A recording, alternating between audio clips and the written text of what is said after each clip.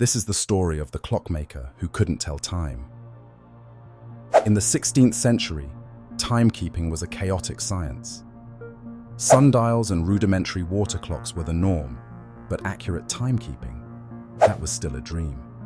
Enter Jürgen Hemmler, a gifted craftsman from Nuremberg, Germany, who revolutionized the science of clocks. But here's the twist. You won't believe it. Hemmler himself was unable to accurately tell time.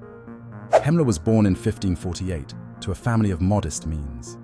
At a young age, he showed an uncanny ability to create intricate mechanisms, earning his apprenticeship with a prominent town guild.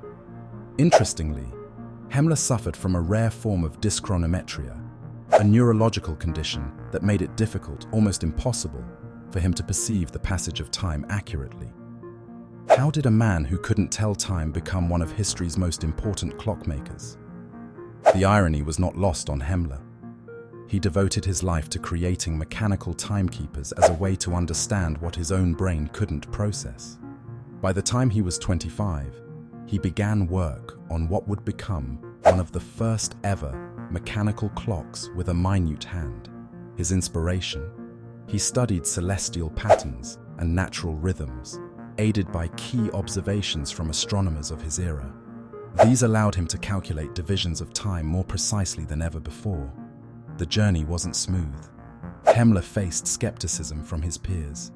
How could someone deficient in time perception create something accurate enough to measure it? But his persistence paid off.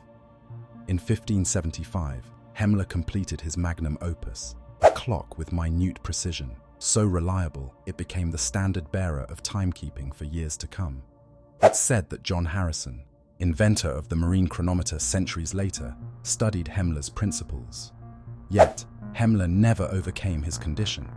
He relied on his creation and choreographed routines to ensure his punctuality. By providing humanity a tool to master time, Hemmler conquered what he personally couldn't. His work laid the foundation for developments in precision engineering, and without him, modern timekeeping as we know it might never exist. So next time you glance at a clock, remember Hemmler, the man who measured every tick and tock of history, even when his mind couldn't keep pace. Isn't history fascinating?